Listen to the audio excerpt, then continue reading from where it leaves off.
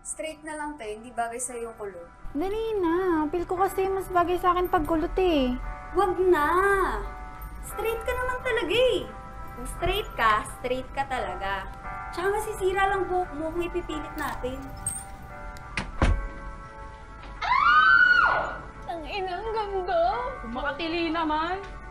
Ako lang to. Akala niya artista, no? Gaayos pa rin kayo.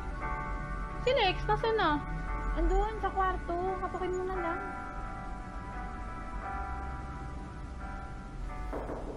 Lex? May dala akong dress para sa'yo. Alam ko naman kasing nahirapan ka maghanap ng masusuot eh. Lex? Lex?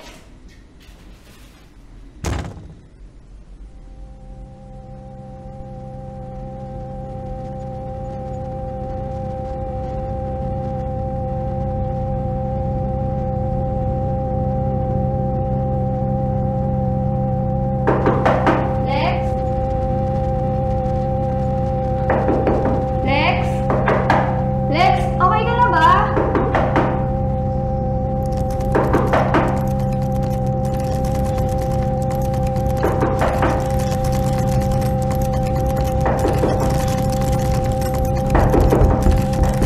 Lex? Lex? Lex?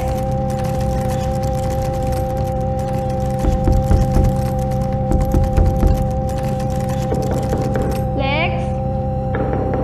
Lex? Okay ka na ba? Lex, anong oras na? Lex, malilit na tayo.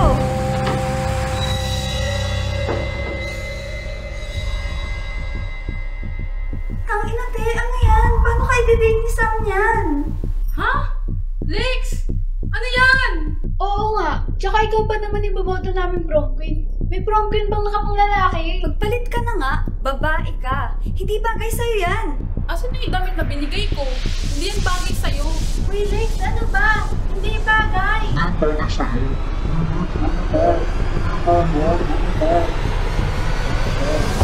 Hoy girl, okay ka lang ba?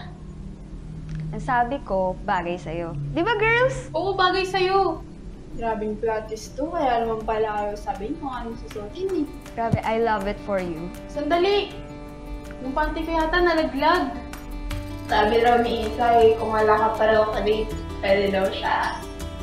Uy, wala akong sinasabing ganyan ha. Pero sige, hindi naman ako tatanggi.